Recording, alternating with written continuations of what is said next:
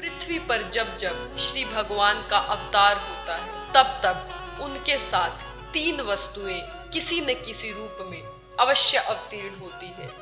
श्री शेष जी, श्री लक्ष्मी जी तथा वेद। भगवान श्री राम के अवतार काल में भी ये तीन वस्तुएं पृथ्वी पर अवतीर्ण हुई। श्री शेष जी श्री भगवान की हर प्रकार की सेवा करने के लिए श्री लक्ष्मण जी के रूप में अवतीर्ण हुए। ये संपूर्ण रामायण में श्री भगवान के सेवक के रूप में दिखाई देते हैं।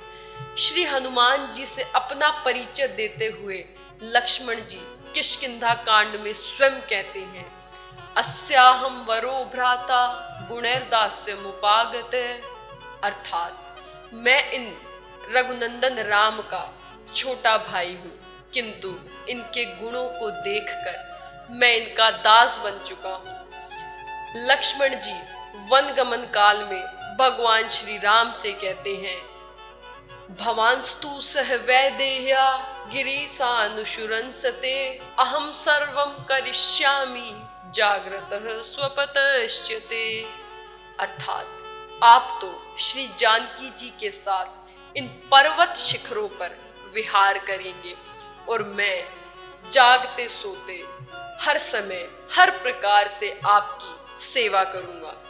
इसलिए महर्षि वाल्मीकि जी बाल कांड में श्री लक्ष्मण जी का वर्णन करते हुए कहते हैं, ऐश्वर्य की समृद्धि करने वाले लक्ष्मण जी अपने बड़े भाई श्री राम के बचपन से ही अत्यंत प्रिय हैं। ये भगवान श्री राम के शरीर से भी अधिक उनको हर प्रकार से प्रसन्न करने वाले कार्यों को करते हैं। श्री लक्ष्मण जी भगवान श्री राम के बाहरी प्राण के समान थे। श्री राम पुरुषोत्तम है, अर्थात पुरुषों में उत्तम, लेकिन लक्ष्मण जी को देखे बिना उन्हें नींद भी नहीं आती। लाए गए सुंदर भोज्य पदार्थों को भगवान श्री राम जब तक ग्रहण नहीं करते तब तक लक्ष्मण जी नहीं आ जाते। इसीलिए जब हम अपने अपने घर में भगवान को भोग लगाते हैं, यदि कोई सोचे कि केवल भगवान राम को भोग लगा देंगे तो उसमें हो जाएगा, तो ऐसे भगवान भोजन ग्रहण नहीं करते। साथ में श्री शेष जी यानी कि लक्ष्मण जी को भी हमें भोग लगवाना पड़ेगा, तभी भगवान उस प्रसाद को ग्रहण करते हैं। लक्ष्मण जी का तो जीवन ही सेवा में है। भगवान श्री राम की सेवा में किसी प्रकार की कमी ना हो, इसलिए लक्ष्मण जी ने राम राज्य अभिषेक के समय पर युवराज्य पद को भी स्वीकार नहीं किया।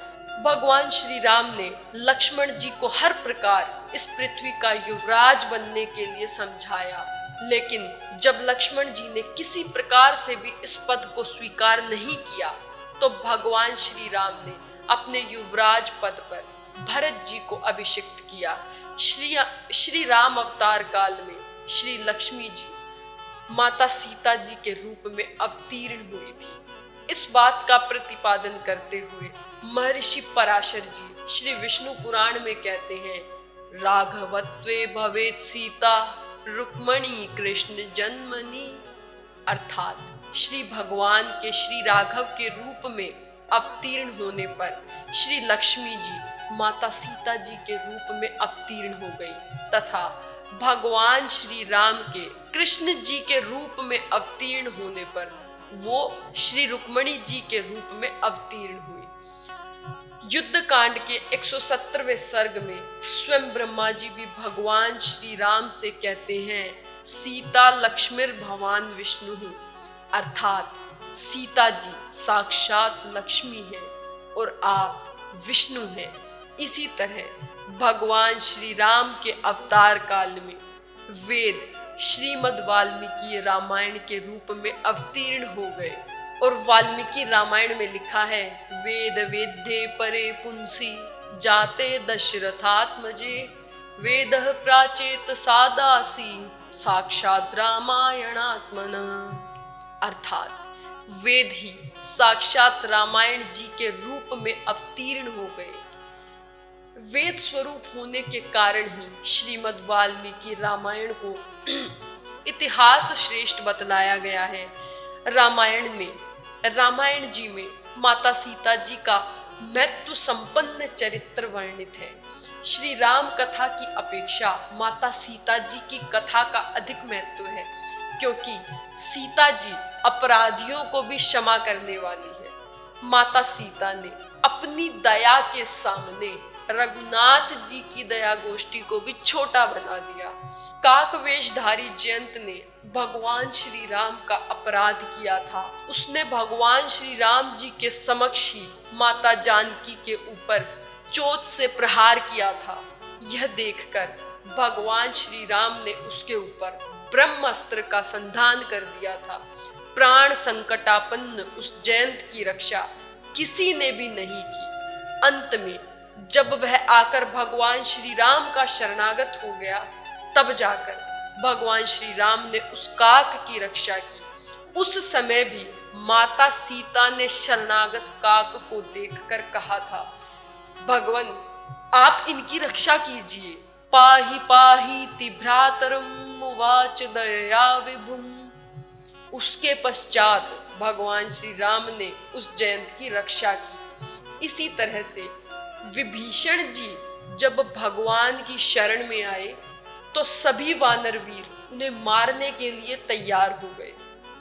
उस समय खेचड़ी विद्या के बल से अपने मंत्रियों के साथ आकाश में ही स्थित रहकर विभीषण ने सुग्रीव आदि वानरों से कहा था, निवेद्यत्मां क्षिप्रं राघवाय महात्मने सर्वलोक शरण्याय विभीषणमुपस्थितम्। महात्मा श्री राम संपूर्ण जगत के रक्षक है। उनको आप लोग बतला दें कि विभीषण शरण में आया है। भगवान श्री राम सुग्रीव आदि से राय लेते हैं, विभीषण को शरण में लिया जाए या ना लिया जाए। तभी ज्ञानी नाम अग्रगण्यम, यानी कि जो ज्ञानियों में अग्रगण्य है, सबसे आगे है, वो श्री हनुमान जी प्रभु श्री राम जी को कहते हैं। उनके कहने के बाद ही भगवान ने विभीषण की शरणागति स्वीकार करके उन्हें अभय प्रदान किया।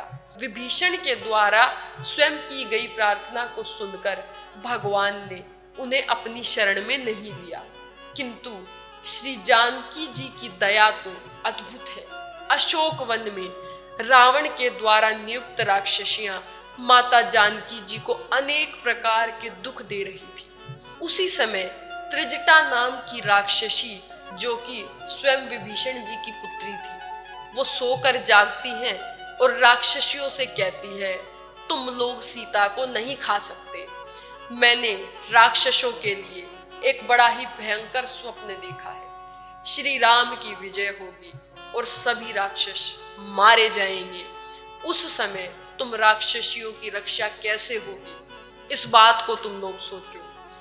त्रिजटा की बात को सुनकर सारी राक्षसियां भयभीत हो गई। तो त्रिजटा ने कहा, तुम श्री जानकी जी को प्रणाम करके उनसे अपने अपराधों के लिए क्षमा मांगो। श्री जानकी जी तो प्रणाम करने मात्र से ही प्रसन्न हो जाने वाली है।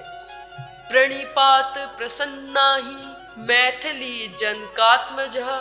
उन सब ने श्री जानकी जी को अभी प्रणाम भी नहीं किया था, किंतु उसी समय श्री जानकी जी ने डरी हुई राक्षसियों को देखकर कहा, यदि यह बात सत्य हुई, मेरे प्रभु की विजय हुई, तो आप सब की रक्षा मैं स्वयं करूंगी। जब भगवान श्री राम जी विजय हो गए तथा रावण मारा गया, उस समय श्री हनुमान जी भगवान का विजय समाचार सुनाने के लिए माता जानकी जी के पास आए। रावण वध का समाचार सुनाने के पश्चात हनुमान जी ने कहा, हे माँ, मेरी आंखों के सामने इन राक्षसियों ने आपको अनेक प्रकार का दुख दिया था। मैं इन सभी राक्षसियों को दंड देना चाहता हूँ। मैं इन सब का चित्रवध करना चाहता हूँ। हनुमान जी की बातों को सुनकर माता जानकी ने कहा, ये राक्षसियां तो रावण की आज्ञा से मुझे धमकाती थी, रावण के मारे जाने पर तो ये मुझे कुछ भी नहीं कहती। अतएव आर्य पुरुष को चाहिए कि चाहे कोई पापी हो, अशुभ हो अथवा वध करने के योग्य हो, पर वह उस पर दया करे, क्योंकि संसार का कोई भी ऐसा व्यक्ति नहीं है, इस संसार में ऐसा कोई भी व्यक्ति नहीं है जिसने कोई भी अपराध ना किया हो। सज्जनता तो इसमें है कि अपराधी को भी क्षमा किया जाए। अतएव श्री जानकी जी की दया के समक्ष श्री राम जी की दया गोष्ठी फीकी हो गई। श्रीमद् रामायण काव्य में माता सीता के ही चरित्र की प्रमुखता है। रामायण का गान करने वाले दोनों भाइयों कुश एवं लव को भगवान श्री राम अपने भवन में लेकर गए। अपने भवन तथा भगवान सिंहासन पर बैठे हुए भगवान श्री राम सबको कहते हैं, ये दोनों मुनि वेश वाले होने के साथ साथ राजा के लक्षणों से भी युक्त हैं। गायक होने के साथ साथ ये दोनों महातपस्वी हैं। यद्यपि मैं सीता जी के विरह से व्याकुल हूँ, फिर भी मेरे मन को शांति प्रदान करने वाले महान प्रभावशाली चरित्र का ये दोनों बालक गायन करेंगे। शोक संतप्त भगवान श्री राम जी के लिए अपनी प्रियतमा सीता जी का चरित्र श्रवण आनंद प्रदान करने वाला था। यह चरित्र इतना मनोरम था कि इसे सुनते सुनते प्रभु श्री राम चुपके से सिंहासन से उतर गए और सभी के बीच में बैठकर इस रामायण काव्य का श्रवण